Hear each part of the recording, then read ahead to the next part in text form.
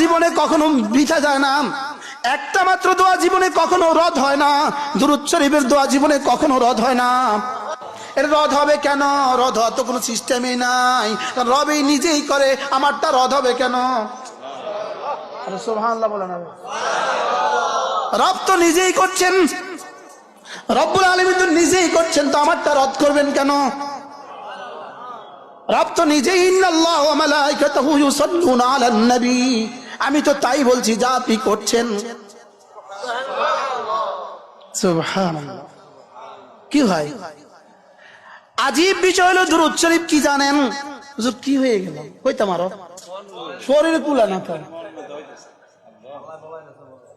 শরীরে তো কুলা না। আল্লাহুম্মা সাল্লি আলা মুহাম্মদ, আল্লাহুম্মা সাল্লি আলা মুহাম্মদ। যেমন ধরেন ইনি বাড়িতে কাজ করতেছে, এই লোকটা বাড়িতে বসে বসে কাজ করতেছে, ঘাস তুলতেছে। আপনি তার কাছে গেলেন দেখা করতে, দেখলেন উনি ঘাস তোলে, আপনি গিয়েও তার সাথে ঘাস তোলা শুরু করে দিলেন। ইনি কি পরিমাণ খুশি হয়ে যাবে? হ্যাঁ, এই বাচ্চাকে অনেক খুশি হয়ে যাবে। খুশি হবে কি না? অনেক খুশি হবে না?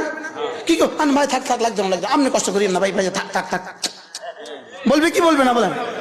ভাই আরে দূর কি করেন ভাই, এমনি বইয়েন, বলবে কি বলবে না? কি পরিমাণ খুশি হবে? আমি যখন দুরূদ শরীফ পড়ি আল্লাহুম্মা সাল্লি আলা মুহাম্মাদ, আমার রব সঙ্গে সঙ্গে বলে ফেরেশতা দেখ দেখ দেখ, আমি যা করছি সেও তা করে।